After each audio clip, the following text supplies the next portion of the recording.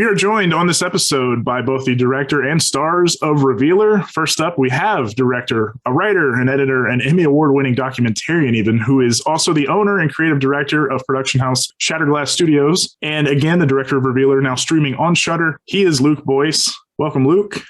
Hello. It's so cool to be here, finally. We're glad to have you. Also on the program, an actor, a singer, a burlesque dancer, a circus performer, a fencer, I'll say it, a badass. One of the two leads in this aforementioned apocalyptic two-hander. She is Caito Aase. Welcome, Caito. Hi there. So happy to be here. Thanks for having me. Glad to have you as well. And last but not least, after a very long day of travel, we have an actor, a teaching artist. She is also in the upcoming film Scare Package 2, shameless plug. She is Shaina Schrooten. Thank you, Shaina. Hello. Thanks for having me. Yes, thank you all so much for taking the time to talk with us about Revealer and more here. Yeah, we're excited after talking about the writing and the conception of the film last week. Can't wait to dive into the production side of things. Yeah, for sure. Indeed. And we always like to start off by asking our guests, what gave you the bug? Like, what was the first thing that got you all interested in storytelling and writing and performing, whatever your various lines of work might be? Was it picking up your first comic? Was it reading your first crazy sci-fi novel? Was it a person, an older cousin, an experience, a movie? What gave you guys the bug? What hooked you into this?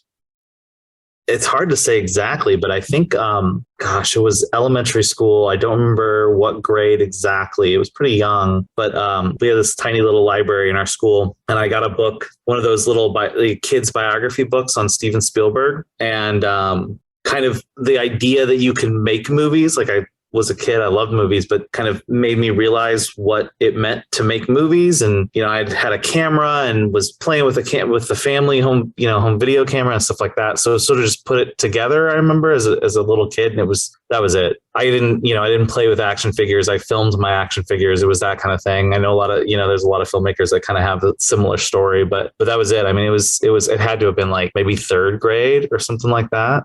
I originally wanted to be an animator when I was really little. And then like first or second grade, I started my own animation studio with two of my friends. So I was like, even back then, I was like, I knew that I was just going to be some sort of entertainment entrepreneur. Like that was it. It was in the blood.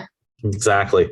Yeah, mine started very, very young as well. Like, I joke about how I'm the only artist in my entire family, like extended relatives and everything, but it's true. And they all had to suffer the consequences as I grew up. I was always like standing on tables and stools in my living room and singing My Heart Will Go On from Titanic, or like Spice Girls in the backyard. And then I saw my first play probably when I was in first grade, and I knew like that was it. And I was obsessed, and I begged my parents to put me into drama classes. And part of probably the reason why I teach kids theater today is just like the pull that it had on me as a kid. And yeah, I kept at it. I did theater all through junior high and high school and college. I majored in acting at a conservatory of theater arts and continued on from there. So yeah, it started as a little baby Shaina. Before we get to Caito's response, Shaina, which Spice Girl were you? I have to ask. That was Sporty. My follow-up too. Yeah. Sporty. The world wants to know. Sporty. Yeah, yeah. Spice. I can see you as a sporty Spice. Thanks. I appreciate that. That means a lot. And you, Caito, do you also want to reveal your Spice Girl? You can too, Luke, if you want. Okay, sure. Yes, because Shayna's saying that she was standing in her backyard singing Spice Girls at the top of her lungs. I did that with my cousin Sheena. Like, we actually have photo evidence of us like pretending to be the Spice Girls. When I was little, it was Emma. I was Baby Spice for sure. I'm baby still these days. But I think we've gone through the whole spectrum. I very much identify with Scary Spice as a personality. She's got a lot of Leo rising energy, but I think I'm probably firmly Camp Ginger. How about you, Luke? I'm not ashamed to say that I definitely had a little sexual awakening with Spice Girls. I can't say who I was, but I definitely Me too. I was there. Right? I was there. I had it. I mean, I had what was it? I had one of the singles, and I can't remember which one it was, but When Two Become One, or I don't know if that's the name. Great song. That song quite literally fucks. It does. It does. It all holds up. I'm so sorry. I have derailed us hardcore. No, Becky, just hurry up and answer who you are, Becky, so we can move back to Revealer. Okay. I would say I was always a mix between sporty and scary Spice, of course. Yes. Nice. Okay, Sean, now you have to say yours real quick. Scary. I've answered this at least 3 times on this podcast. No, have you? Yes, I have. Oh. Thank God that this is a recurring question. It comes up. It's like you have to ask all your guests. the Ninja Turtle thing, the Who's Your Harry Potter House thing. They just all seem to come up eventually. It's like our Godwin's Law. I'm gonna be thinking about this all night. No one's ever asked this question to me, and I can't decide. I can't think of what it would be. You must have not been a girl in Nerdy the 90s. Spice. That might be true, Shaina. I didn't even think about that. I like Nerdy Spice. I think we should go with that. You're the Alan Cumming, and you're the tour manager. I like it. Yes. That's amazing. So, Caito, did you want to provide a little more background on the original question? Was how you got in? What gave you the bug? I am a Leo rising, so of course I would love to talk about myself. She saw Spice World. Well, I'm opening the door. Opening that door. Oh Step my gosh, in. you're too kind. So yeah, I had kind of a similar journey to Shaina, but on the opposite side of the coin, I came from a very artistic family. My family have always been super supportive of the arts and big arts patrons. My dad was like a very, he performed in musicals and plays. And he actually, one of the sweetest and most amazing things is we have gotten to be in Shakespeare plays together. So my dad was in Romeo and Juliet when I was playing, one of the ladies in waiting, and he was playing Lord Capulet. And then we did The Tempest, and he was one of the lords that gets stranded on the island in The Tempest when I got to play Ariel. So I've been on stage with my dad, which was really cool. And he's charming and jovial and gregarious. And that is a lot of where my personality came from as a performer. And so it was a lot of running around. It was a lot of choreographing. My first choreographed, I won't say burlesque because I was a child, but my first choreographed act to any kind of dance number was Fine Young Cannibals, She Drives Me Crazy. And I was wearing my mom's dress from the 80s. I will do this act eventually. But yeah, I just a huge performance background. And my brother, who is 5 years older than me, is a really big inspiration in my life and a lot of the reason why I love a lot of the nerdy things I love. And as he was kind of going through his high school journey and I was just starting to get into high school, he was very invested in the theater department. And it was kind of that like little sister thing of like, I want to do whatever Nick does. So like he did theater, I did theater, he did French, I did French. And then I found out that this was like actually kind of my world. And I did theater all through high school. I went to a university out on the East Coast and majored in theater and French. And that's where I started doing burlesque as well when I was living in London on a semester abroad. And then I moved to Chicago and I have not been able to let it go. And I'm very, very lucky that my parents and my family have been very encouraging of my performance life. So that's my story. That's awesome. Caito and Shaina, you both mentioned some formal training around theater through college. How about you, Luke? What was your path after your early days as a young animation entrepreneur? Did you go to school related to anything related to the film, the arts, or did you just jump right in? What was your path? Man, I did not. I took a detour. I wanted to, but the whole plan was to go to film school. And I spent like 2 years researching film schools and applying and stuff like that. And then I had like a little side music thing and like a little duo with a friend of mine. And I met my wife. And her mom actually was like, oh, you should do this. Her mom actually became my manager. And I ended up doing music for like full time for 6 years. I dropped out of college and toured. And we had actually had a hit single that was in like 45 markets at one point. And then I realized how much I missed making movies. I really hated playing live. Like I just didn't like performing. I loved the process of making a record. Like I loved crafting art like that, multimedia. But I could not perform. I was not that guy. So I quit and I decided to go back to making movies. But at that point I was married and young and didn't feel like I could fully just like run back to film school. Like that didn't really seem like a great idea. So I ended up starting Shatterglass Studios. Met a guy who is willing to invest in me, give me a little bit of startup money to start a video company. The whole plan was to kind of to to sort of do commercial stuff to kind of pay the bills a little bit, but we wanted to make movies. It was to build sort of a production studio. So, and we actually, about a year after we started, we put a down payment on we were in the first 500 beta testers of the Red 1 camera. So that actually, we got that really early. We got a lot earlier than a lot of other people. We were like only 2 or 3 people in like the Midwest who had a Red camera. And so that opened up a lot of opportunities for us to meet people. So I kind of mostly self-trained. I mean, I had a video business in high school, so I couldn't work retail very well. So I just started my own business filming proms and stuff like that. So I had a little bit of training growing up in editing and doing commercial work for people. So it was a natural progression to get there, but I always wanted to be a filmmaker. So, it was all towards that end goal.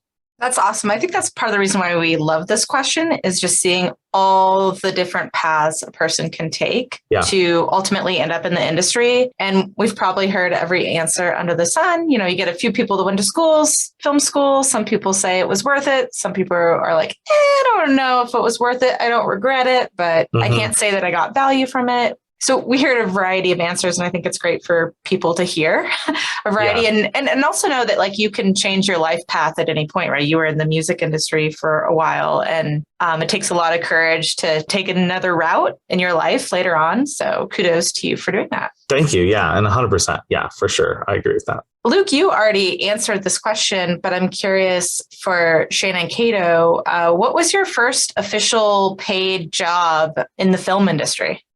I did like a couple of like student things, but my first paid thing was a feature that I did in 2017 called Two in the Bush, a Love Story, which was this kind of, it's so fun, polyamorous queer rom-com where a young woman falls in love with a dominatrix and her boyfriend. And I got to play the dominatrix. I don't know if I have a type or not, but that was like my first major paid film thing. And it is a project that is near and dear to my heart. I think it's still on Amazon Prime, but yeah, that was my first kind of paid foray into the filmmaking world coming from theater. Did you audition for the role, or did you know someone? Yeah, I did. Actually, Sarah Casey, who was our casting director on Revealer, said, hey, I have a script that is essentially your life, being poly and queer and kinky. And would you like to read for it? And I said, boy, howdy, would I? And auditioned and ended up getting called back and ended up being cast in it. And it was a really fun adventure. And we shot that in Chicago in 10 days. So it was kind of a familiar vibe. Deja vu. Yeah, actually, funnily enough, my first paid film gig was also cast by Sarah Casey. It was a mini series called There's an App for That, and it's making the circuit right now. It shot in June and July of 2019. And it's kind of like a alternate world, like tech-heavy ensemble-based comedy. So like they cast about 6 or 7 actors that played like all of these different roles in different scenarios written by this man, Ed Toulis, about just like different technology situations. So it was like the audition situation was very improv heavy, and like most of the script was improvised and like, well, not most of it, that's a lie, but they let us play pretty hard. So I think that'll make its way to the light at some point. So all three of you are Chicago-based filmmakers, performers, and you even mentioned having like a coincidence of the same casting director. I imagine it's a smaller community than LA, but bigger than most other cities. It's one of those, if you don't know somebody, you know somebody who knows that person kind of community there in Chicago. But I want to ask you, since you all have that background and have all lived there many, many years, do you guys feel like growing up in the Midwest influenced your careers, influenced the type of stories you're telling? That's a really good question. I actually didn't grow up in the Midwest. Shaina and I didn't grow up here. Oh, sorry. You just happen to be current Chicagoans. Yeah. I've lived here the last 10 years. I grew up in Albuquerque, New Mexico. So I think that it's a really interesting juxtaposition of environments. And as I kind of dive further into acting, filmmaking, and even screenwriting, I am seeing where the influence of like growing up in a desert versus like having my 20s and 30s being in Chicago and in the Midwest and kind of the stories that come out of there. But I just think it's kind of interesting. Yeah, I grew up actually in Denver/Houston. I split time there. And then I moved to the Midwest to Chicago. So I feel like I've kind of hit some very like different backgrounds and cultural types of people and places. And I'm not sure if my storytelling is completely driven by any of those one places, but I definitely am drawn to the stories that are created in Chicago. I think that like theater and film alike, there's just this grit that is undeniable, and I think it comes out of the architecture of the people here and the community and the passion and the drive and like the kind of relentlessness of the city. Like, what is Chicago's city slogan? Is it the "I can, we can"? We'll look it up and figure it out. No, I mean, Chicago is like the king of the blue collar chip on their shoulder second city. You know, they've always they're the leader of that whole Rust Belt. They're at the very western edge of it, it feels like, but they do feel like a lot of the stereotypes are true, but in a good way. Like the chip on their shoulder, I think, like you said, it leads to that drive and that relentlessness. So there is something that draws people there. Definitely. I think there's a lot of tenacity. Luke can speak more to creating in the Midwest, though, I think. Oh, yeah. I'm a small town boy. I live right now 45 minutes from where I grew up, which is downstate Illinois, central Illinois, really, technically, is what it would be. I grew up in a very small town. We had 800 people total, no stoplights, anything like that. I lived on one end of town, walked to school. It was a 10-minute walk, very much a bubble, and not a lot of opportunities for creatives like in the school system. I mean, I went to the same kindergarten through high school, was the same building for my entire growing up. I made movies to do something growing up. So, I mean, I would definitely say my stories are very much influenced by how I grew up. I mean, it's funny because even with Revealer specifically, Revealer being sort of this rapture story, and I didn't, I helped develop the story, but it's all Mike and Tim's baby in terms of concept. But of the three of us, I'm really the only one who grew up religious. I grew up in a very evangelical household, to the point where I led worship at my church till I was in college. And then I had quite a big faith exodus in college, or not even in college, really post college. I grew up in this world very much so. And we were a non-denominational church and we talked about the rapture all the time. It scared the living hell out of me as a kid. I literally was traumatized by the idea of Jesus coming back and taking people like that. I would cry myself to sleep as a kid thinking about that concept. So I have very personal connections to the story. Cool. I'm going to have a side podcast with you about your exodus. Welcome to the club. All right. Well, thank you. Hail Satan with the Motley Crue fans, Yes. Tim and Michael from last week. Yes. So I guess that's a great segue into getting into Revealer. But before we talk specifically about it, Luke, I'm curious, what were some of the other stepping stones for you in terms of preparing for, your first feature film beyond kind of the emotional and psychological background you just gave us for the specific story, but in terms of your, career experience, were there certain things you brought with you that made you feel like you were prepared for this? Not that anything ever really prepares you for your first feature.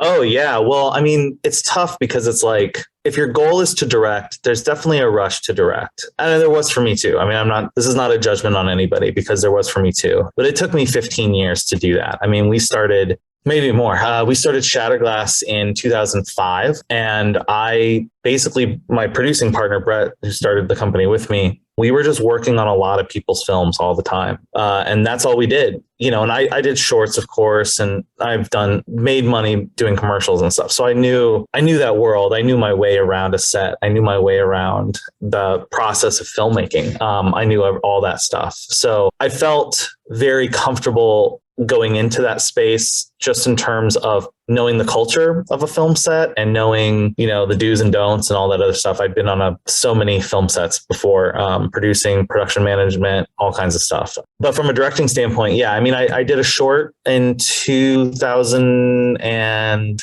was it 16 maybe, called The Puka, and that was starring Chris Sullivan. from This Is Us fame and Guardians of the Galaxy. And Chris is a friend of mine from actually Chicago. Chris was a Second City actor. And so we got to know each other on the first short that Brett and I ever produced, which was a lot of Second City actors from Chicago. And so, we kind of talked about doing stuff for a while, and we wanted to work on stuff for a while. So he kind of came to me with a short, and we did that and had a great premiered at Palm Springs International and stuff like that. We had a great little run with that. So that was a good stepping stone to this point. And then we had projects. I had a lot of rejection, was up for directing a lot of stuff and didn't get it. So, I just over the years really prepared emotionally and through technical knowledge before I got to Revealer.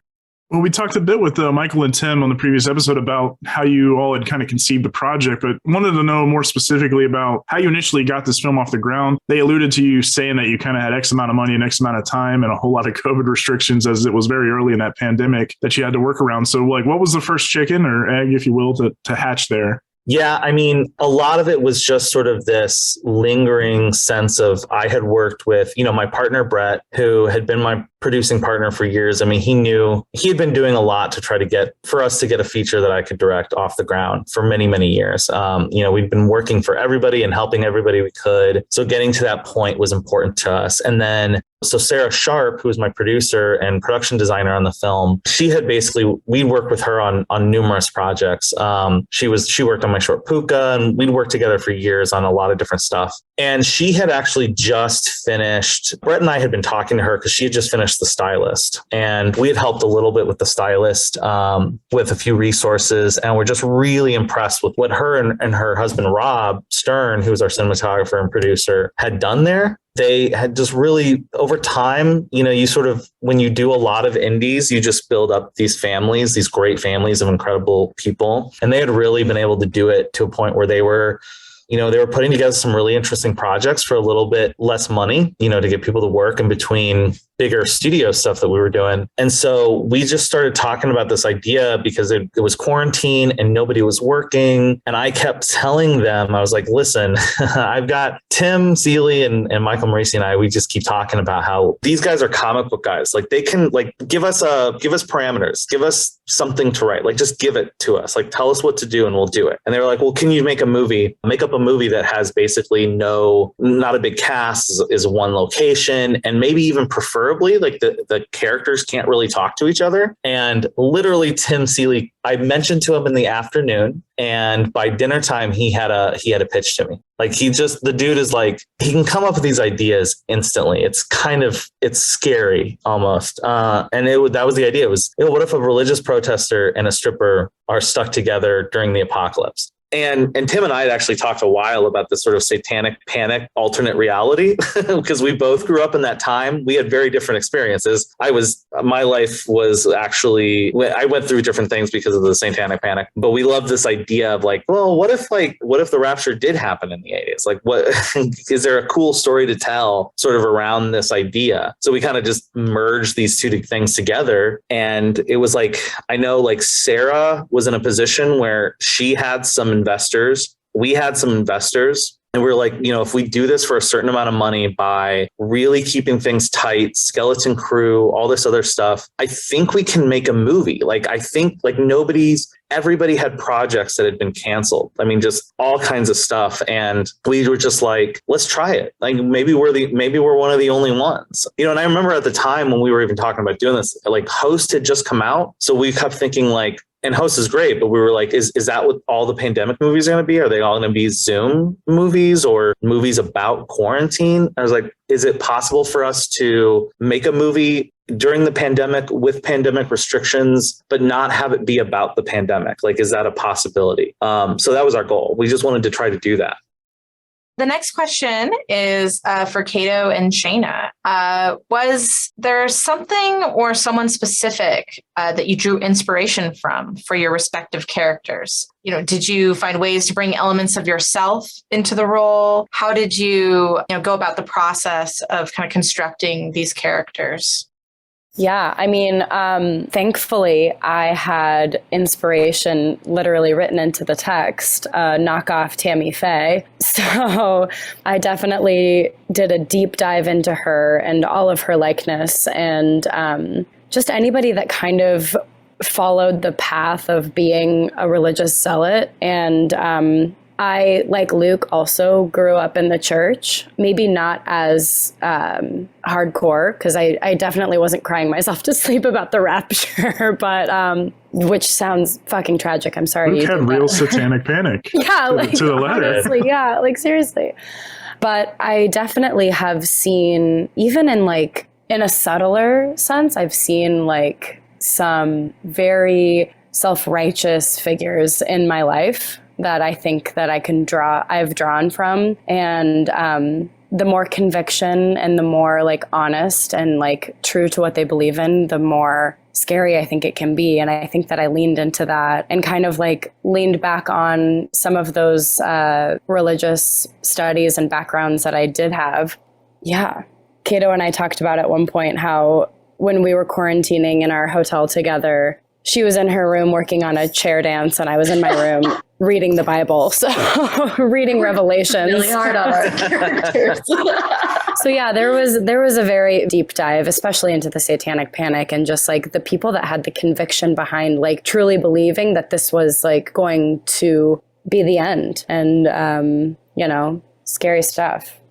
For me, for Angie, I feel like Angie is like who when I was in 8th grade, like who I wished I would become, in terms of Angie's just this badass, relentless punk who truly does not care what anybody thinks about her. And I think that like as a person, I think I have kind of some of that like gregariousness and colorful Tim Seeley language. But I think that I personally do often care what people think. And I kind of learned a lot about myself through Angie in terms of her ability to just say like, this is who I am and be unapologetic about it.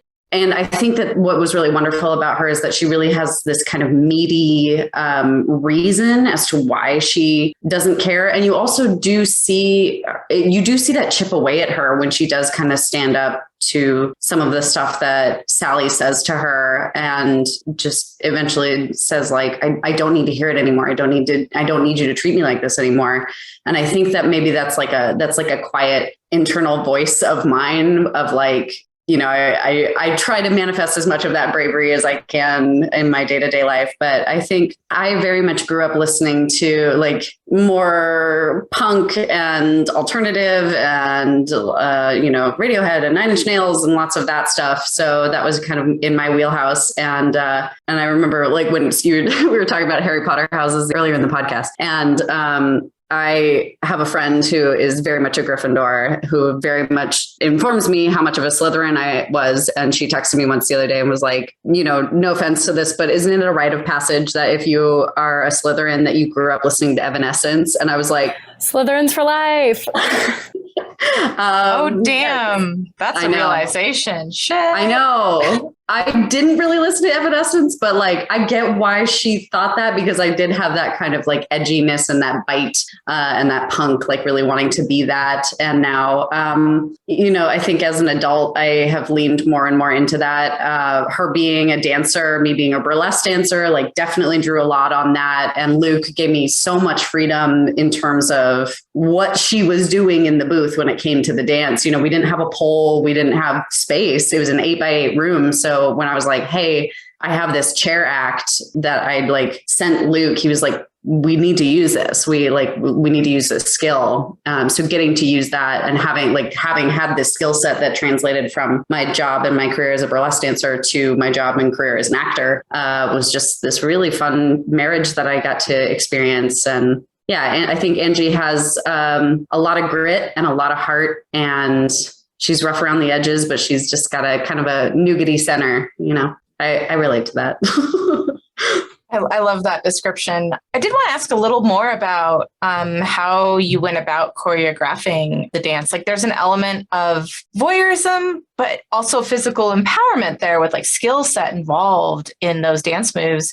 Did you and Luke and kind of talk through that about it, like a specific approach to how this would be filmed and the impact it was intended to have on the viewer? Oh, yeah. Yeah, we had a lot of conversations around this, and this was actually the first scene that I filmed of the entire production. The day before we went to go shoot it, I met with Luke and our DP Rob Stern, and we taped off the area with painter's tape on the floor of the studio and just kind of walked through what we were going to be shooting, which was like it was not like the full, we were marking through it like we say in dance rehearsals where you mark it.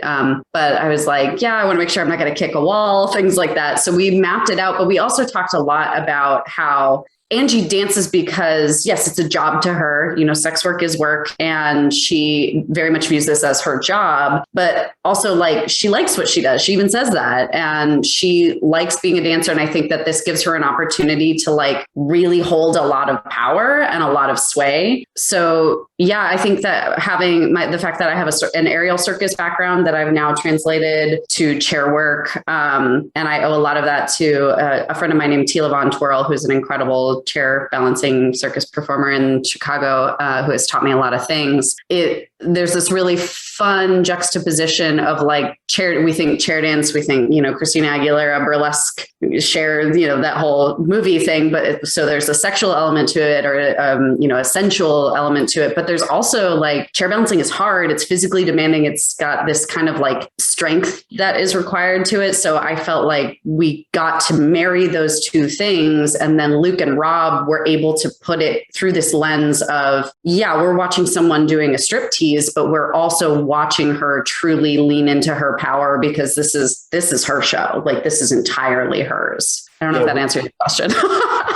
It was amazing because I cast Caito because of her performance. I mean, it was such an amazing audition. But then, as soon as we did, we started talking about her being a dancer, and I saw these, I'd seen these videos that she had in her reel, and I was just like, oh my God, this is next level. Like the script had a dance montage in it, but it was kind of unformed a little bit. It was more to some punk music we couldn't really get. And, it was a little bit rougher around the edges. And then I was like, I remember saying to Caito, I was like, would you be interested in actually showcasing some of your work, like actually doing something? And she was like, absolutely. I was like, okay, this is a level up. I'm pretty excited about this. So we took it pretty seriously. We knew that it was going to be, an important part of the film. And Caito, to that point, we mentioned you're a multi-talented person as far as dancing and performing. Beyond the obvious like dance connection you mentioned, was anything like your fencing and the aerial stuff, does some of that inform you and help you as a performer on screen in the acting world? Absolutely. All those different disciplines. Yeah. That's so funny that you brought up fencing. Yeah, I was I fenced for a long time. I read bios for the research. I love it. I was a competitive figure skater. I've been lots of things. So movement is really important to my life. I also have a joint condition, so it's really important for me to keep mobile. And I think a lot of actors, and I think I would be interested to hear Shaina's perspective on it too. A lot of actors kind of have different ways of working their way into a character. And for me, physicality is where I like to begin. I like to figure out how does this person live in their body? And a lot of that is like, I build playlists for characters. Like if I'm working on a specific thing, I'll start adding songs that I think work to get me into the mental space of that. And I usually use that as a warm up prior to going in. So every day before we would go in for shooting, I had this, 25 song playlist for Angie that I would put my headphones in and just do my physical warm up, because there was so much in the way of physical demands that happened. So I would do that. Also, I did get to use a little bit of aerial skill on this one too, because when we did there was a part where we dropped down in Act 2, where we were suspended from my aerial rig that required that. That was a fun day. But yeah, I think that all of the characters that I play to some extent or another are very much built from the physical, and how this person moves to me informs how they think, how they interact with the world. That's kind of my love language is movement. So yeah, I would say that movement has a huge role in all of this. Shaina, is she on the right track as far as your approach? Is it something similar? Oh yeah, definitely. I was going to say I echo a lot of what Caito says, and I'm a very physical performer as well. It's like always been a huge part of where I create from. I also was a dancer for many, many, many years and do a lot of devised physical theater. So immersive theater, different like movement pieces, things like that. I also am always like very interested in creating a place from where, like how that character might sound, like their cadence, their rhythm, where in the register does their voice live, depending on, their intention and all of that. So I think, yes, Caito and I have like very similar approaches. I also had a playlist. It was a little more Jesus-y, but also just like kind of that. Oh, you don't. A lot of DC talk on there. Yeah. Yes. But it definitely like to just get into like the mindset. I think that was one of the reasons that I loved working with Caito on set too, is I think we were very respectful of each other, like needing to get in the zone, but not like a stupid amount, just like a respectful amount, keeping each other there while, on these long hours, just the two of us on set. Yeah. Shaina is truly an incredible actor and scene partner. And I do think that our processes really vibed very well, because like there was just this kind of unspoken connection that we had of like needing to focus on the text, needing to focus independently, needing to come together and be very much together and invested in each other. And I think that connection really makes up a huge portion of the film. Mm-hmm.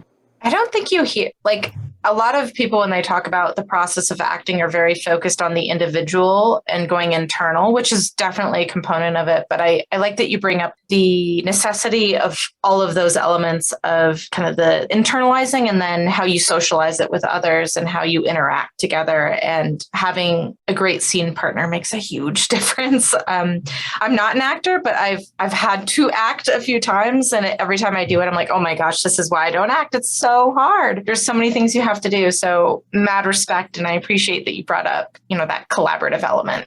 Yeah, it's what makes it worth it for me. Truly, Shaina's top-notch collaborator. So speaking of some of the challenges, you mentioned the physicality was definitely part of it, and long hours, and also maybe even some of the isolation, and that it was a very closed off set experience compared to a typical one. I'd love to hear from each of you what you found to be the biggest challenge of the shoot. I feel like it was one part, there's this permeating umbrella of COVID. So we're all a little bit like if our daily meter starts off at a 0 and at like 10 is like super stressed, like rather than waking up at like a 2 or a 3, like we might on any other day, we're all waking up at like 6. So there's just this kind of like energy of like, none of us can get COVID, or we can't move forward in any capacity. So there was a little bit of that added in. There was this sense of like, we all lived on the same hotel floor. So it was a little bit like summer camp, but summer camp where you couldn't interact with any of the campers except when you were like 20 feet away from each other on set or on a rooftop outside. So I think that was a challenge, just contending with all of the COVID things, but also just, this film is 84, 86 minutes long. And I'm pretty sure that like 79 to 80 minutes of those are just Shaina and I, which is an actor's dream, because we truly got just such like a huge chunk of character development, but it was also challenging textually for me, from my perspective. No, that's what I was going to say. It's definitely the challenge of making everything dynamic. I mean, it is crafted as a small single location type of film. Like, we knew it was going to be a character piece. That's the way it was, conceived. But you don't quite understand how restrictive filming in an 8x8 box is until you get into an 8x8 box and realize, oh, well, the camera can't move this way, or it can't move this way. How the hell are we going to make this interesting for 80 minutes? I mean, the whole thing was a set, so that was great. We were able to move walls if we needed to move walls, but we were also shooting, we had a pretty tight schedule. We shot in, technically we only had 12 days. We got an extra day, thank God. But even then,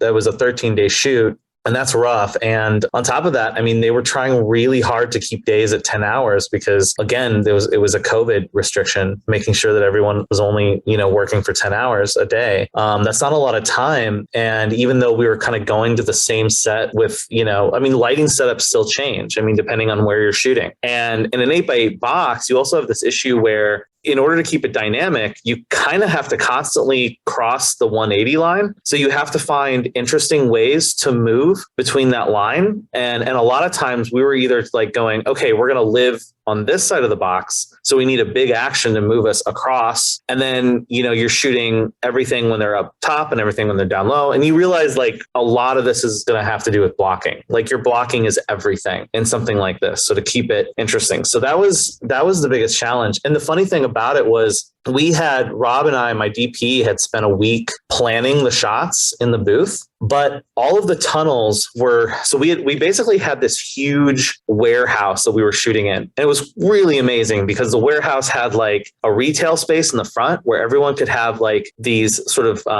private areas like that were separated from everyone else. So people could like go and eat and do all this stuff. And you just had to walk down the hall to these warehouses. And there were 2 warehouses. And we built revealers in one warehouse. And the plan was to build simultaneously all of the tunnels in a second warehouse, but we were always behind. So the tunnels weren't getting built. And then we realized this was in August. So it was hot as hell. And there was no air conditioning or anything in this other warehouse. And it got to the point where we basically, before we were moving on to the tunnel stuff, we decided we can't film there, but we just couldn't do it. And so a decision was made to basically take all of the Revealers bookstore and turn it into tunnels. And that was unintended early on. And so we hadn't planned any of that. So then we had to we were literally building tunnels at night and shooting during the day, and only in tunnels that were done. So they would come in at night when we were off to build another couple tunnels. And then we'd come in the next day. And they were like, at some cases, I remember our special effects and makeup guy, Brian Zurich, he would do makeup for Caito and Shaina, and then he'd go into a tunnel and start painting it. I mean, it was just like, everyone, we had a skeleton crew. So, I mean, that was the biggest challenge. It was just sort of like, those trying to maneuver between those kind of restrictions and sort of the unintended restrictions that we hadn't planned on.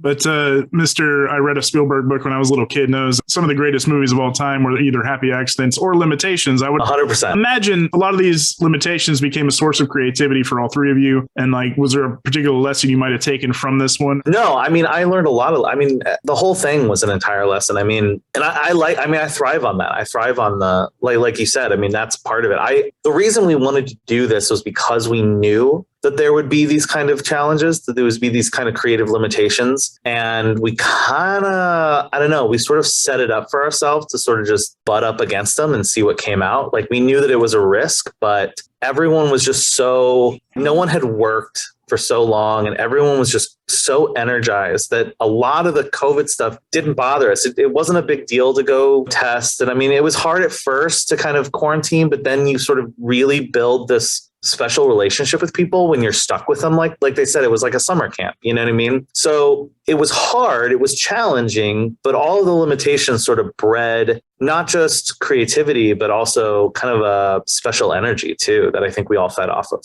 Necessity is the mother of invention. Exactly. Yeah, I don't think that any of us will ever have an experience like this again because of the pressure cooker COVID craziness that it was. And I'm very grateful for it. I think that it was beautifully unique. And I think that I learned many, many things from it and will carry it on with me. And also just like continue to look back and be grateful for the happy accidents, we have to turn the tunnels back into revealers for one final shot, just like really like special bonding moments that like, I don't think you'll get that again. No, we keep saying we're going to chase the experience of this movie, I think, for the rest of our lives. Well, I'm glad you all walked away from it with that kind of energy and newfound friendships, it sounds like, as well. In terms of the other side of that, what is the feeling or the conversation you want viewers to have after walking away from Revealer? If you were to summarize it, and this is the last question. That's a really good Revealer question for the night.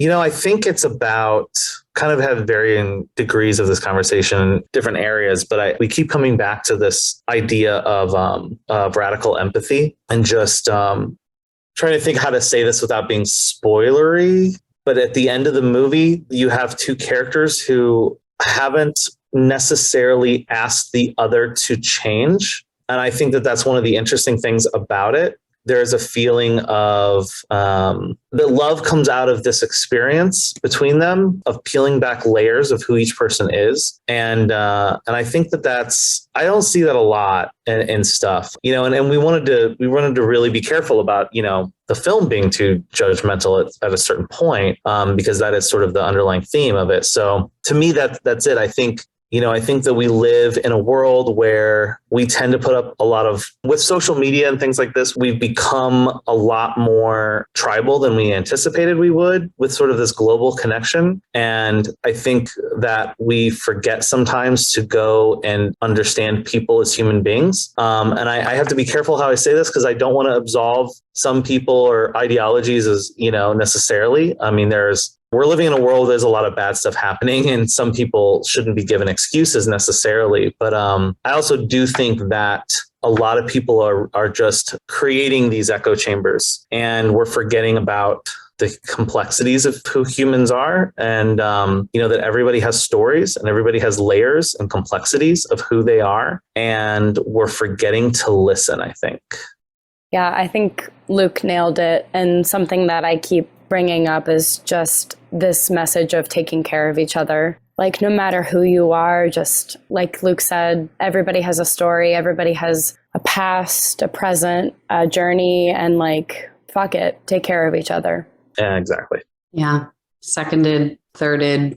I think radical empathy is something that we all need a lot more of these days especially here in 2022. And I think caring for ourselves and caring for each other is really going to be the way in to remembering who we are as humans. And I just hope that people can watch this film and enjoy it for the beautiful, campy, wonderful qualities it has. And maybe they can learn a little bit something new about themselves that they didn't know before. Here. On Shudder now, Revealer. I think Becky and I echo that greatly. Radical empathy. We're all about it. It's a good way to end the formal interview part of this. If you guys stay tuned on the backside, we're going to have a trio performance of Evanescence's Bring Me to Life. Yes. So stay tuned.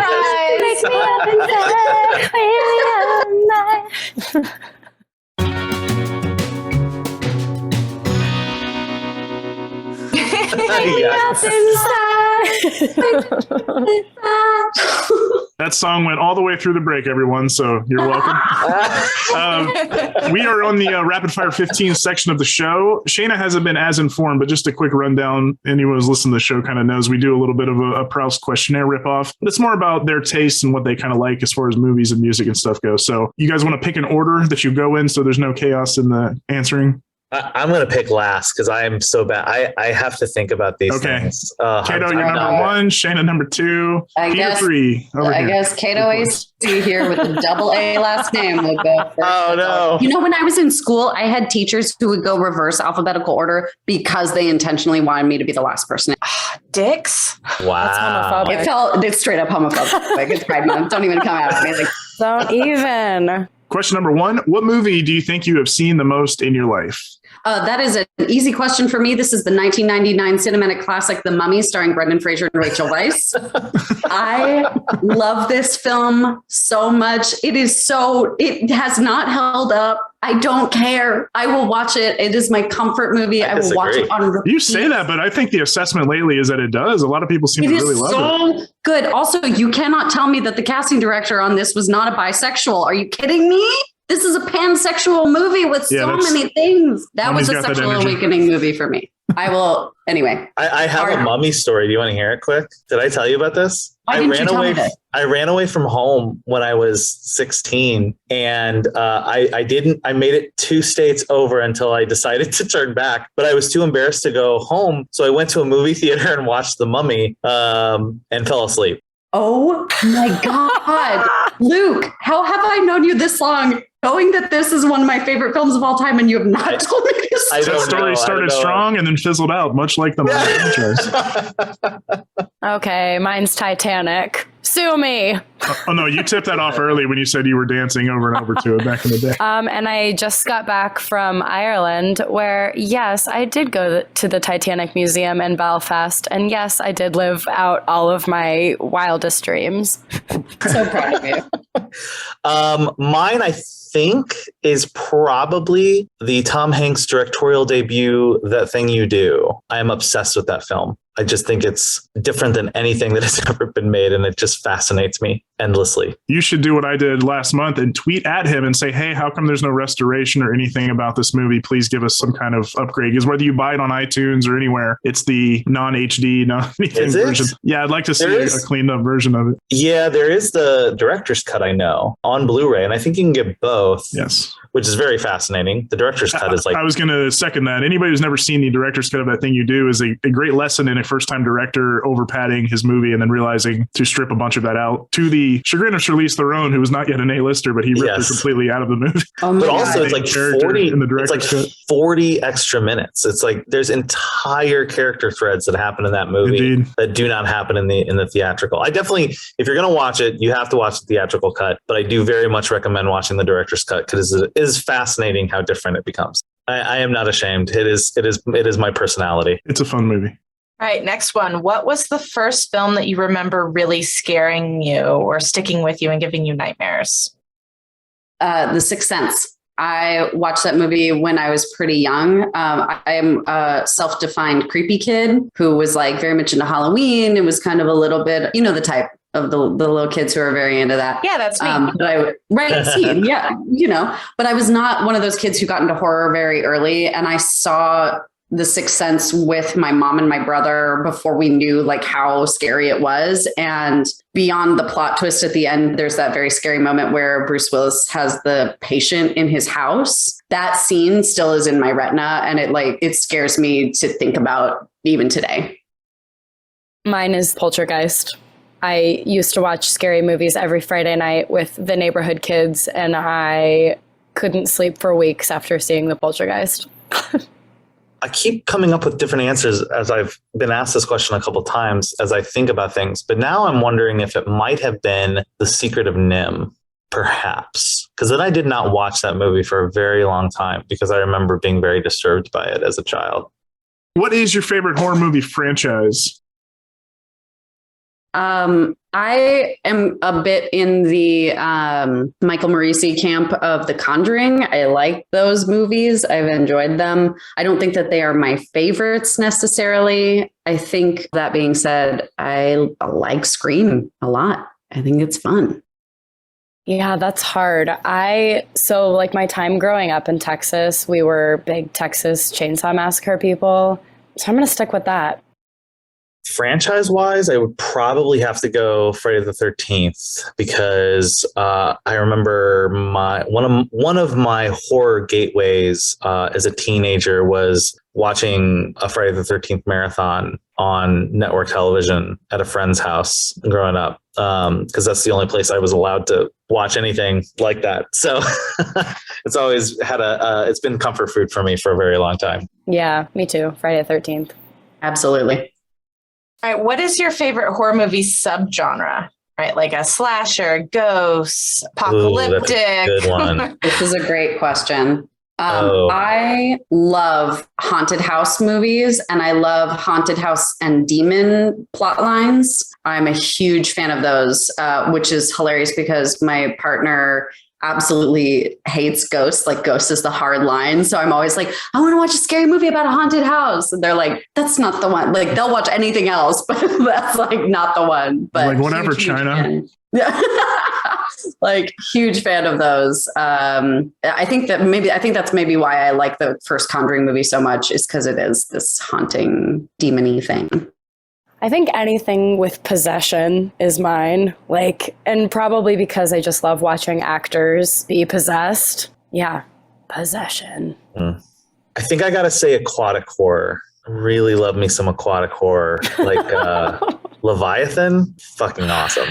Yeah, so scary. What was that one that Kristen Stewart did recently? That one. Oh, that was great. Underwater. Yeah. That was really scary. Yeah, arguably not enough aquatic horror, but there are not. But it's usually a pretty solid genre, I feel like. Yeah, I mean, Crawl was pretty well received. Obviously, Jaws on down, all the shark movies. If you're counting all that as aquatic horror, then yeah, I would count that as aquatic. I never really thought about it, but Jaws. I take back what I said. There's plenty now that I just realized all those animals. Yeah, if you add that to it, then yeah.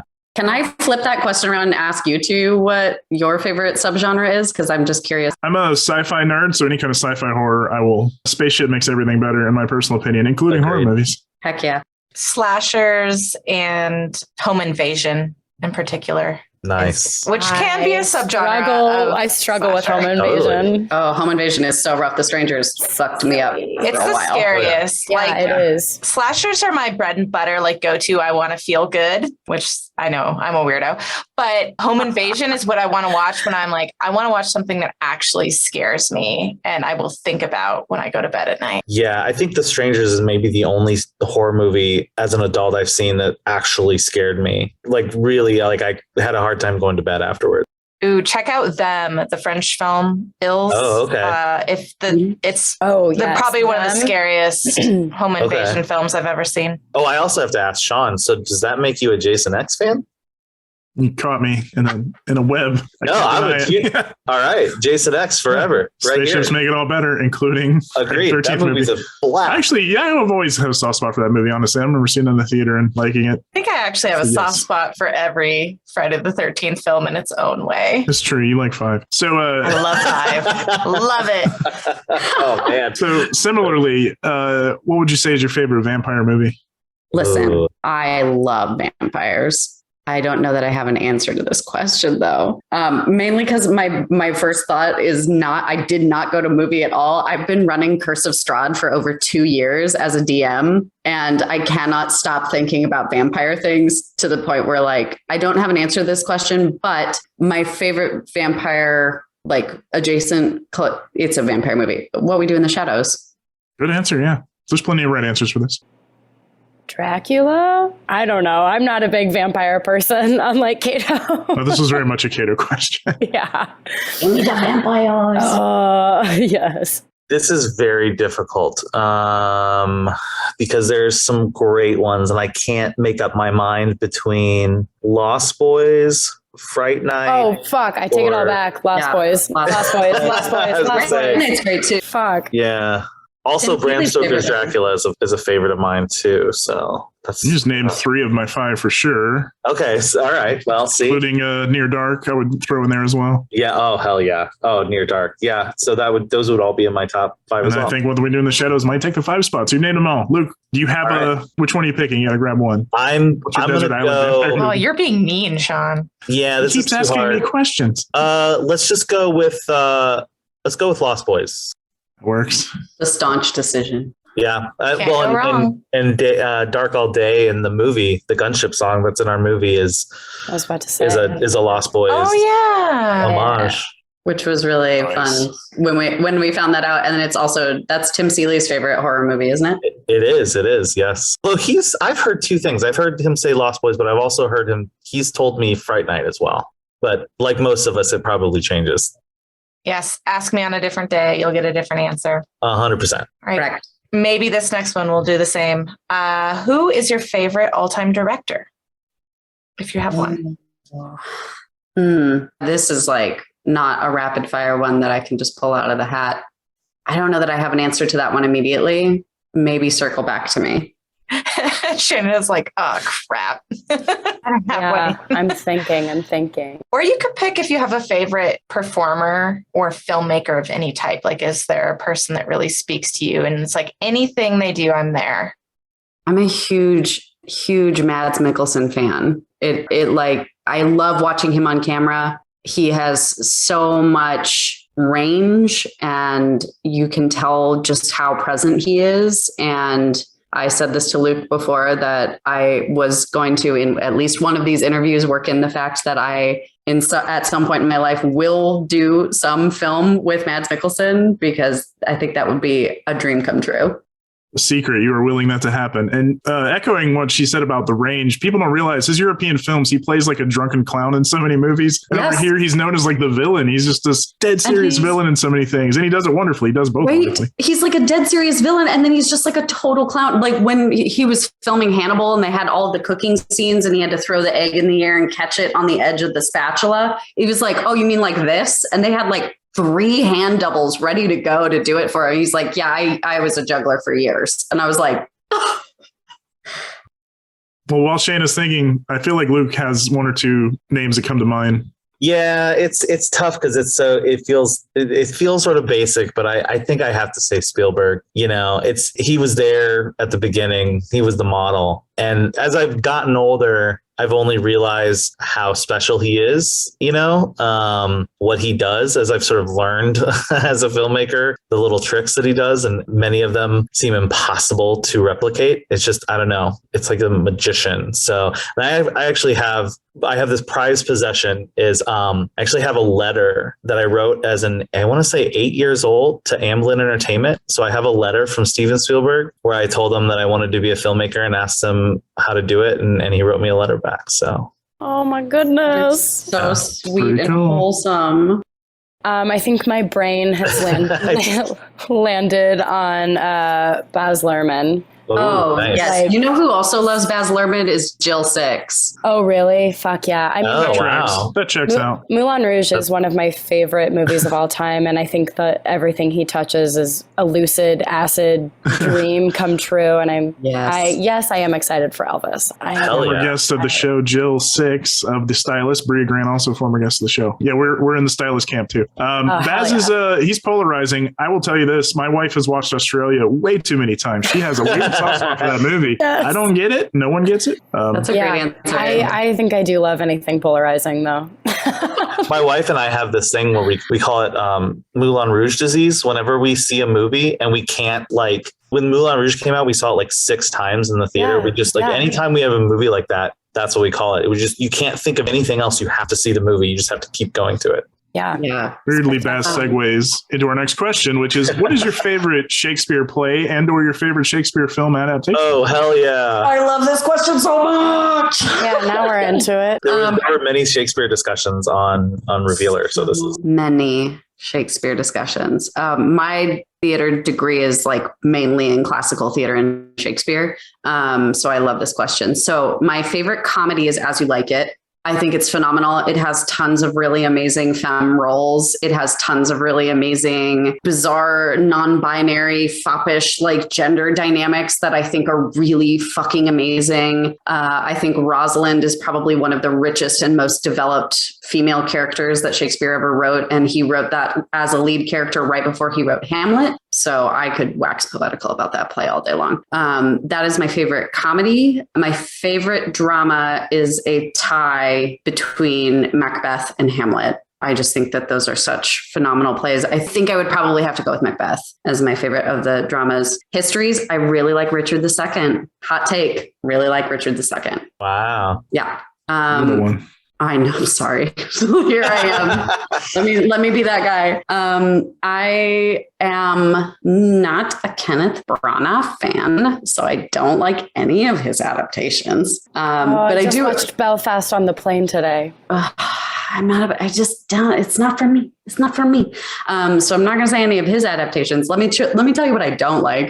But I really did like Baz Luhrmann's Romeo plus Juliet. Speaking of Baz Luhrmann, with the exception of I was not super into Claire Danes or DiCaprio playing those roles. But maybe in a revisit, I would like them more. But it also came out around, a time where I was starting to come into that play and loving it. And I think, you get a little protective of the roles that you would want to play. I'm also a Shakespeare nerd and also I'm classically trained and have done many a Shakespeare. So thank you for this question. My all-time favorite and probably will forever be Shakespeare play is Othello. I think it is such a complicated, perfect play and can exist on so many different planes and continues to stand the test of time and be important in our world today. My favorite film adaptation is probably the Marion Cotillard, Michael Fassbender's Macbeth. I love that Macbeth. Super good. Me too, and no one saw it. I tell people all the time I saw it. to go see I that saw movie. that in It's theaters. so good. Oh, yeah, so did I. Wasn't the biggest fan of the Denzel Washington Macbeth. I wanted to love it so hard. I loved The Witches. I thought Denzel and Frances were amazing, but the jury's still out for me on the movie as a whole. Well, Luke and I can film nerd out right quick and be like, well, Cohen was chasing Orson Welles terribly with that movie. And Yeah. Anyway, what's yours, Luke? So yeah, I'm a Hamlet nerd through and through. It might be the book I've read the most in my life. I mean, I've read it 1,000 times. I've read constantly kind of finding new discussions about it that just completely enlighten it. It's incredible. That was the play that really made me a Shakespeare fan. Unfortunately, unlike Caito, the Kenneth Branagh Hamlet was like my gateway drug. Like I got the VHSs and that thing is 4 hours long, and I watched it over and over and over again till I had the damn thing memorized, which is crazy because that thing like overdoes the text, right? Like it's so much of the text that it actually adds extra text. It's intense, but man, I love the production design. I don't even know if I necessarily like Branagh that much as a filmmaker, but that one in particular does it for me. And a lot of it has to do with just the overall way that he staged it a little bit. So yeah. Henry V was that for me. That was my first in cinematically to like a Shakespeare thing. And just happens I saw it young enough that I like it. I'm indifferent on him. I did like Belfast. I didn't watch on the plane. Wow. But as the Shakespeare stuff goes, yeah, I'm not like tied to any of his versions. But I agree with you that Hamlet is compelling enough that I somehow randomly put on the Ethan Hawke 2000 version the other night, which was on Stars. I'd never seen it. Really? Shockingly, I don't hate that he did that entire speech in a blockbuster. She is not kidding in any capacity. And if I may tangent, we've tangented enough. My story has a better ending than Luke's lousy mummy story. But Caito is not kidding about the blockbuster. Like, it is so modern. It is so of its moment in 2000 that it was very much aping and trying to catch that wave of Romeo plus Juliet that Lerman did. But it's modern day New York. And I just have to tell this anecdote because it cracked me up. And I think Luke might have seen me tweet about this. But there's a scene where when they're recounting seeing Hamlet's dad's ghost walking down a hallway, no lie, it's played by Sam Shepard, and he's walking down the hall and he walks into a Pepsi One vending machine, and it is so hilarious that I busted out laughing. Oh no! They very much are featuring the Pepsi One vending machine. It's one of the funnier product placements I've ever seen in a movie. I just had to share that since it came up somehow. How bizarre! Yep, that's right. Wow, Sam Shepard walking into a Pepsi vending machine. Well, that movie has an A-list cast. If you see the entirety of the cast, it is ridiculous, but it's very much forgotten, I think, in the annals. Did you like it? I'm curious. I finished it. I turned it off about halfway through due to getting sidetracked. I haven't seen it since the theater, but I've been interested. And I didn't like it at the time, but I've been really intrigued to revisit it and see how I felt about it now. Well, now I am. I had no interest, but now I do after hearing about the blockbuster. Just for the product placement alone. Yeah. The soliloquy as read through a blockbuster is something to behold, but so is Sam Shepard disappearing into a Pepsi One machine. As you watch him reciting the soliloquy in a blockbuster, you know exactly what that place smells like. All right. Well, now that we've done the highbrow question, now we got to go back to the lowbrow questions. Who was your first celebrity crush? Okay, listen. I'm going to take you on a journey. So I have to give a little backstory as to why this happened. My dad is part of the Brotherhood of Magic, Order of Merlin First Class. So I grew up with people who did sleight of hand magic, and I went to lots of magic shows and sideshows and freak shows and things like that growing up. We did this whole thing called Weird Weekend for a long time. So I was watching, I watched magic in its heyday. Like, it was one of those things where like, what? Yeah. We got tickets to any traveling magician that would come through. And I distinctly remember, and this also has a horror tie-in, which is pretty fun. I distinctly remember watching David Copperfield do a disappearing act where he had a replica of an attic on stage, and you watch this like haunted attic, and then you watch this whole ghostly encounter that he has, and then he vanishes. And I thought that the magician, David Copperfield, was the finest person I had ever seen to my little 6-year-old eyes. So that was my first very embarrassing celebrity crush. Not embarrassing. I love that. Not embarrassing. Thank you. But I will say that as someone who is queer, I think it is important to talk about your gay awakening, which was the 1999 cinematic classic, The Mummy, starring Rachel Weisz and Brendan Bringing Fraser. it back. Yes, but I also had a very huge crush on Keira Knightley, Orlando Bloom in Pirates of the Caribbean 1. Now it's Mads Mikkelsen.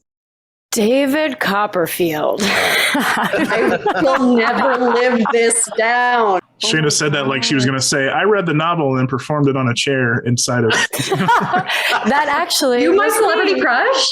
Da da da da. I can't remember like at a young age, but I can remember also my queer awakening. So we'll go with that, which was none other than Lara Croft Tomb Raider, our very own Angelina Jolie. So that was mine. Wow. Nice. We remember well, you remember it. I don't need to go into the details of how fabulous she is. I mean, she was an awakening for all living souls, I think, at some point. For some movies in somebody's annals of like an awakening. Thank you. First of all, Caito, have we ever talked about how my dad was a magician and a ventriloquist? You must be fucking kidding me. I don't think we have. This is crazy. This is what? Yeah. We will Is run he part of the long Brotherhood of Magicians? for this story. No, he was not. They are also brother-in-laws. Yeah. Oh my God. What if we were related? Oh, right. No, this was a side hustle. But yeah. We'll have to have a conversation about this later. I am blown away. Yeah. I have to say Tiffany Amber Thiessen was my first crush, and I have held that candle to this day. I mean, that's mine for sure. Good answers. I'm very curious about the evangelical magician. That sounds like its own fun spin-off movie. Yeah. I was about to make a weird sleep-deprived joke about how my dad was also a magician, which was just him stealing money out of my pockets, but that's not.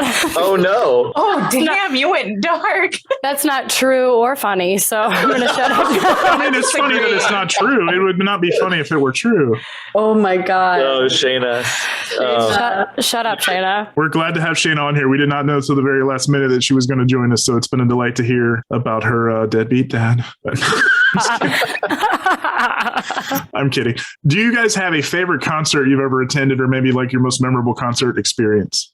As a child, the first concert I ever attended was Britney Spears. So that was phenomenal. I had 3 very memorable concerts. I think growing up in New Mexico, I stayed away. I was very like that punk, we talked about it, that more punky genre. But as I've gotten older, I've drifted back towards Americana. So I'm a really big Shaky Graves fan, and seeing Shaky live at Talia Hall was transcendent and life-changing. And he broke up a fight that was happening to one of my friends because this crazy drunk girl was being crazy, and he stopped the concert and aided everybody, and he was just so warm and wonderful. But also I got to see Orville Peck open for Lord Huron in Albuquerque with my mom, and my mom is a huge Lord Huron fan, and we just getting to stand next to her and be just fully enveloped in that music. It's so haunting, and there's something about Lord Huron that really puts me in the mindset of that kind of psychedelic desert scape that I essentially grew up in, and being there with my mom, it's a deep tie. And I just, that's a special spot in my heart. Definitely. And my sister-in-law's favorite band, she just traveled to Red Rocks to see them. Nice. I have 2. One is Robin. I saw her at the Aragon Ballroom in Chicago, and it was transcendent. She had to stop the show and tell us that she had never felt a theater shake like that before from so many people dancing. So that was incredible. Another one who, this is my favorite band. They're called Rainbow Kitten Surprise. The very first time I saw them perform was in a small bar venue in Indianapolis. And if you have never listened to their music, please just do yourself a favor. They have evolved so much over the last few years and are just like such an inspiration of a musical group and are beautiful souls and just put on a rocking fucking show. I'm trying to decide between two, but I got to see Paul Simon perform with Brian Wilson. That was an incredible show. But I can't decide if that would be it or if I also saw Peter Gabriel, which was one of the just most amazing shows I've ever seen. But I'm obsessed with Peter Gabriel. So just like that thing you do. Exactly. What is your go-to karaoke song? Like, even if you don't do karaoke, what would you have? Hold on, let me get my list. Oh my God. Say, you were talking to theater kids who were happy with the Shakespeare answer. They're going to have an answer for this. Yeah, please. Yes, come on. exactly. This is hilarious because I Laminated pulled this list. list out when we were in Kansas City for Panic Fest because our like festival rap party was karaoke, which was great. So I will always do Valerie, the version that Amy Winehouse did, the slowed down one. I love that version. Love that version. Huge fan of that. And also Spiderwebs, no doubt. Nice. Mine is Like a Prayer, Madonna. It's a good one. Which she like sang to me at Kansas City. I just had to point that out because it was it ties into the film so beautifully. Yeah, and I'll shoot you a playlist that I made is Sally's love songs to Angie. Oh, wow. The fact that I haven't gotten this list yet devastates me. You've heard every song. I played them for you in the car. Did you actually make that playlist though? Like, because I asked Shaina when we were driving down the other day, she was co-piloting and doing music and she started putting on songs. I was like, these are like love songs. And then she, I guess, made a playlist and I'm so delighted. It can be on the podcast notes. Yes. There you go. I think mine is, I want to say probably The Greatest Love of All by Whitney Houston. Nice. Quality answers all around. Only because I had I had a karaoke machine as a kid and it was that one or Under the Boardwalk and that I just did constantly. I was a little 10-year-old karaoke singer. Cutie. So similarly, what would be each of your walk-up music? Like if you were coming out for a TED Talk or if you were a fighter or a ball player, what are you walking out to hype up the crowd? What's your entrance music? That is an amazing question. My first thought was Nine Inch Nails Discipline, but that's a little weird. But I probably, I'm going to have to think on that one. That's a really good question. I can go. Go, please. While I think. This is a song that if I have had a couple beers, I will absolutely play it in any bar I'm in and make everybody dance to it with me. So this would be my walk-up song. It's called Doses and Mimosas by Cherub. Ever heard it? I don't know it, but the way you leaned forward, I thought you were about to cue it up. You got me like excited. I was like, it's an audio podcast, but she got really animated and I was like, she's about to play the song. I guess I could do that, can't I? I don't think any of us know that one. What about you, Luke, while they're vamping and queuing? I don't know that I probably would be Something by the Midnight, which I learned was your favorite band this week. It is the current band. Yeah. At the moment. Yeah, man. Just an amazing indie synthwave band. Seen them multiple times live, but oh my God, they have like 100 songs that I adore. So probably something there. I found my answer. I found recently from SNL, the band Mansion, Italian band. They do a cover of Begging. Right. And it is hot. That would be my hype up song. Nice. I think it would be too tinny to try and play it for you here. So yeah, the Zoom audio is not great for that. Correct. Oh, it's not stopping Shaina. Shayna's getting the party on. Can you hear that?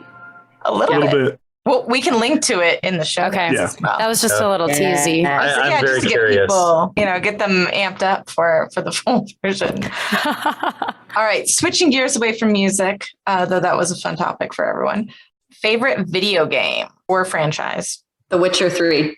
I am a huge Witcher 3 fan. I am doing my third playthrough, though I also actually really love Until Dawn, the horror game. I've played that one through several many times. And then I played Little Hope, which I also really liked, which I wanted to have be like 10 hours longer than it was. I think it was like an 8-hour play or less. Also, The Sims. The Sims for life. That was way too many answers. Nice. Mine is Assassin's Creed Valhalla. Nice. I'm playing that now. I just started. So good. This is one of those where like it's going to change depending on the day that you ask me, because it might possibly be Donkey Kong Country 2, Diddy Kong's Quest. Oh my gosh, I love that game so much. I talk about it all the time. Nobody mentions it. The soundtrack alone is incredible. Yeah, I love it. Answers so again. good. So good.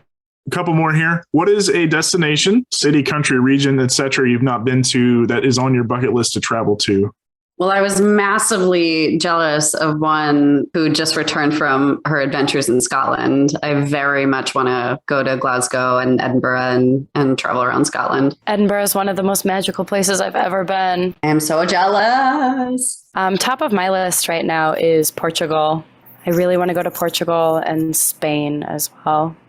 Yeah, this is a good question. I'd really love to go to Japan, I think. Right now, that's probably it. All places I would love to go. I have been to Japan, but I haven't been nice. To the others. So Where in Japan? I went to Tokyo and Kyoto. Nice. Very different experiences in each city, but Kyoto in particular, I loved. I just love the combination of you can get very like metropolitan and then rural very fast, and just cool. All the temples are amazing to visit. Mm-hmm.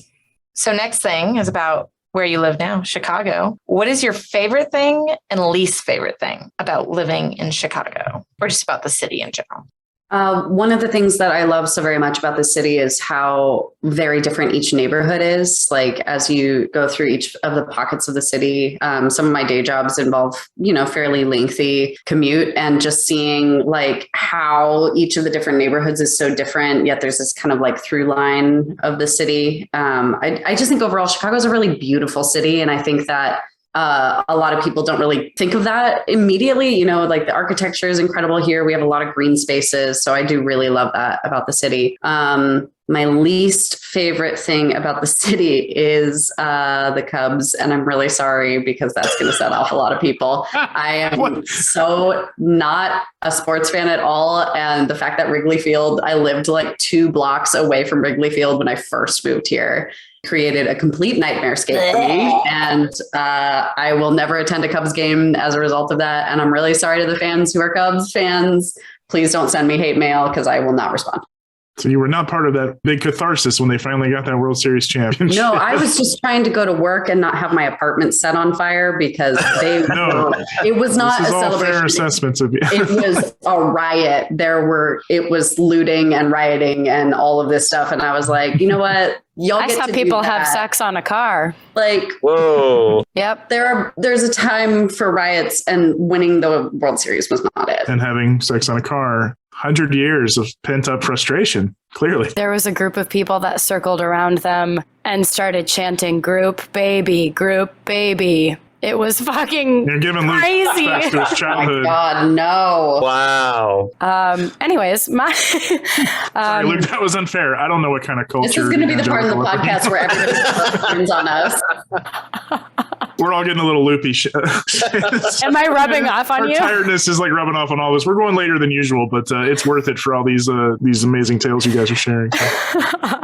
My favorite thing about Chicago is the camaraderie and the community. I think I talk about it all the time, and I will continue to, specifically in the theater and the film world of Chicago. It's just so close. And I was even talking to people about this when I was in Ireland and Scotland, like what makes it unique. It is competitive and it is cutthroat, but people help each other on the way. Like the amount of people that have just had my back, as long as you show up and you are not a dick. It's like, there's so much heart and grit, like I said before, and camaraderie. My least favorite thing is the winter. I like that wouldn't have been my answer a few years ago, but it's like kind of starting to get to me a little bit more and more. This past winter felt very long. I think there was a news article that came out that said we went 60 straight days without seeing the sun. So I was like, oh, right, that's why I'm sad. The land of Barovia. Yeah. Nice Shudder reference. Yeah, I mean, and kind of going on off Shaina's answer, my favorite thing about Chicago is just how it feels. It's a huge city, but it also, like, wherever you're at, it feels like a small town. Like, everywhere is just like these really strong communities. You know, it's very, very friendly and very close knit. And you feel that pretty quickly anytime you're really anywhere. As someone who doesn't technically live in Chicago, I can tell you my least favorite thing about Chicago is the goddamn Dan Ryan Expressway getting into Chicago. Shouldn't take as long as it does, but that 9094 going into the city is always a nightmare. That or 290. It's just awful. Correct. Yeah. In short, fuck the Cubs. So, final question.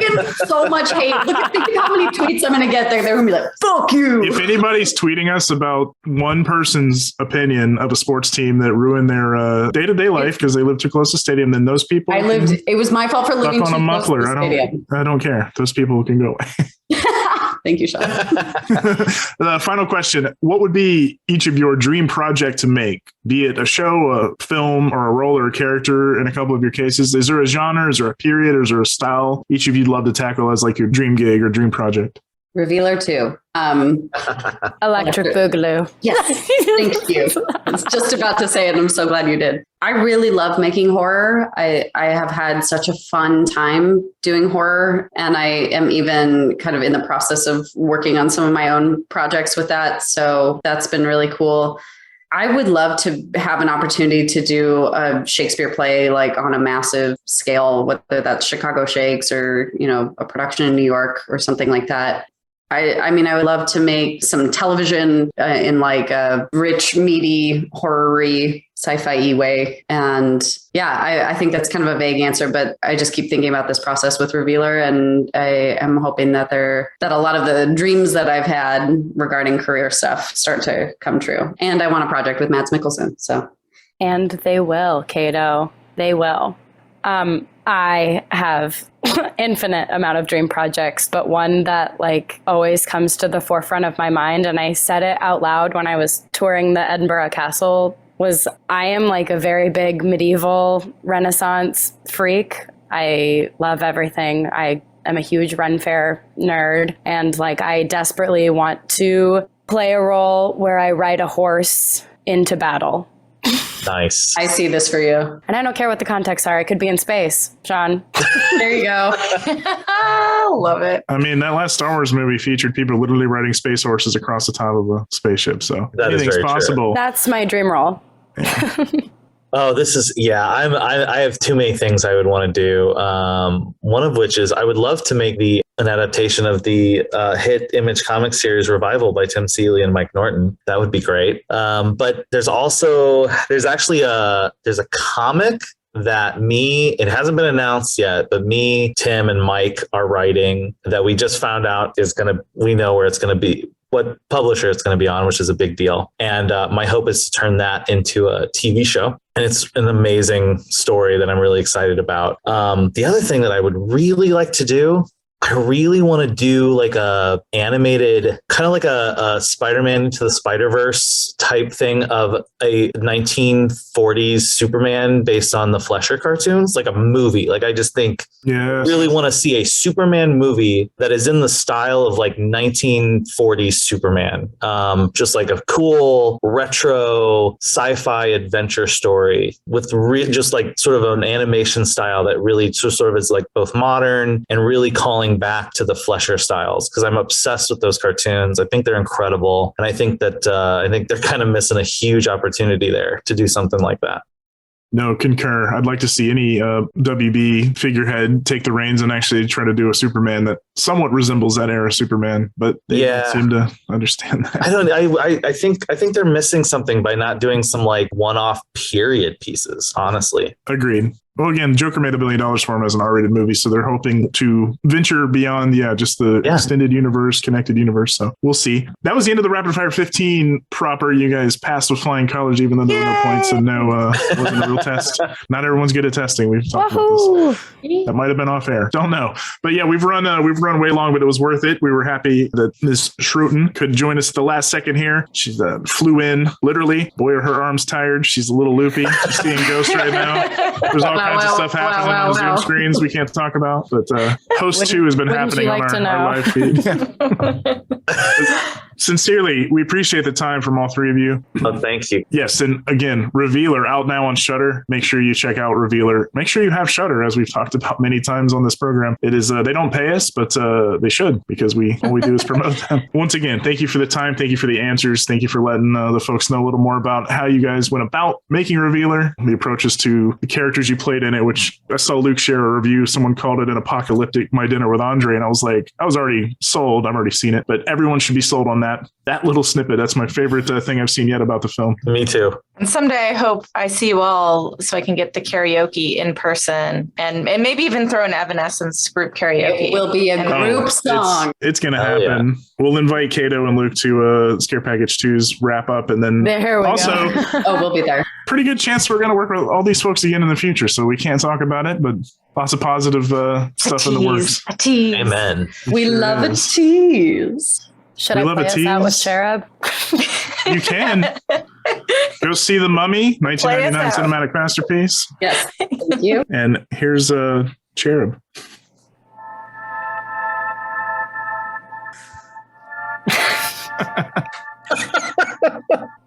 Everybody out here vibing. Wake me up. Wake me up. Wake me up. Oh, the Cherub Evanescence remix. It's the mashup you didn't know you needed. There we go. Oh my God. It takes a second to actually get into it. Give it 4 more seconds.